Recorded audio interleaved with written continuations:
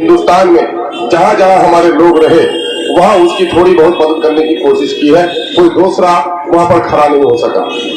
इसलिए आप लोगों ने चूंकि बहुत मौका दिया है यहाँ पर काम करने का, ये अंदाज नईमी साहब की जिम्मेदारी होगी कि अंदाज नईमी साहब यहाँ के गरीबों, यहाँ के किसानों, यहाँ के मजदूरों, यहाँ के ठेला चालक या नगर में बसने वाले और पंचायत में बसने वाले लोगों का काम ब्लॉक में सही तौर पर हो।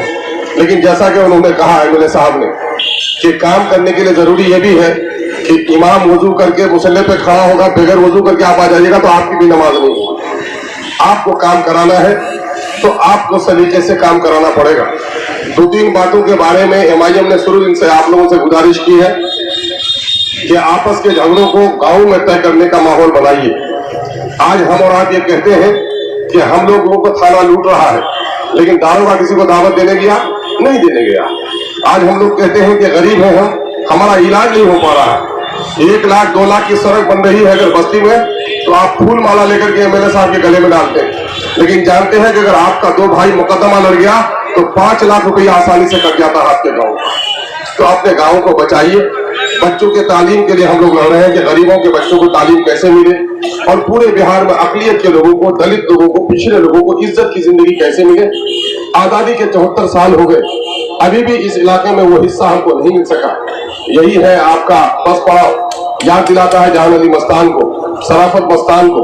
लेकिन हम लोगों का आजादी में बड़ा हिस्सा रहा, लेकिन हम लोगों का कोई हाल पूछने वाला नहीं है। सैलाब में जो लोग डूबे, जिनकी खेती बर्बाद हो गई, जिनकी जमीन कट गई, जिनका घर कट गया, उनको भी मुआवजा अब तक नहीं मिला। उसके लिए भी हम लोग लड़ाई लड़ रहे हैं। अल्लाह से दुआ कीजिए कि हम लोग 5 जीते हैं, लेकिन 5 हम लोग 50 पर भारी हो रहे हैं। अल्लाह का शुक्र है कि पटने में जितनी खबर हम लोगों की और जितनी आवाज हम लोगों की उठ रही है, दूसरों की आवाज नहीं उठ पा रही है। क्यों?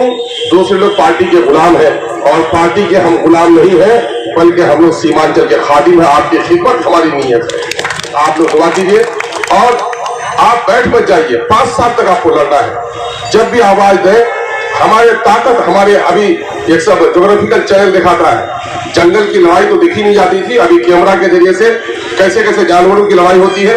तो वहां देखा अगर 10 भैंसा एक साथ है तो शेर को भी फाड़ के रख दिया है ना।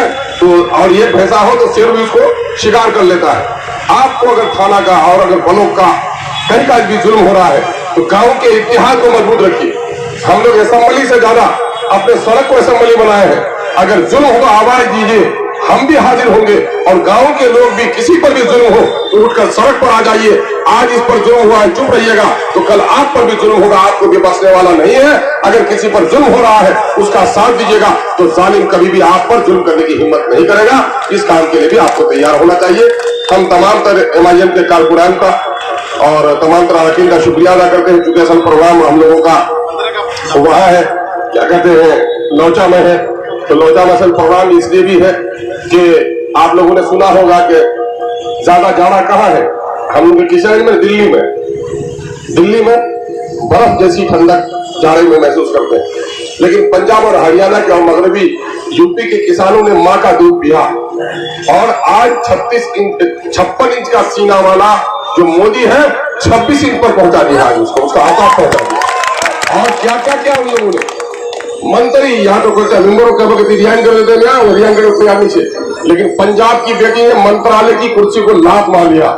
चौकीदार, दरोगा, एसपी नहीं, आईजी रैंक के पंजाबी ने अपनी नौकरी छोड़ दी कि मेरा बाप किसान बन के मुझको पढ़ाया है और मेरे बाप की इज्जत नहीं होगी तो ऐसी नौकरी की कुर्सी की हमको नहीं चाहिए।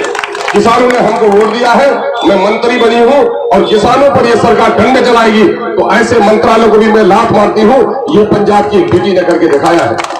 आज आपके फसलों की कीमत नहीं मिल रही है। मकई 800-900 बेचे कि नहीं बेचे, धान आप 1200 बेच दिए तब अभी फैसला खरीद रहा है। आप पर, हम पर जुल्म हो रहा है मेरे भाई। इसके लिए अगर पंजाब का आदमी लड़ रहा है तो हमको भी समर्थन करना चाहिए। सब कोई चुप बैठा हुआ है बिहार में। हम लोगों ने आवाज उठाई पहले भी और अभी भी आवाज उठा रहे हैं और 15 तारीख को हम लोग किशनगंज में कलेक्ट्रेट के सामने में धरना रखने का काम किए हैं।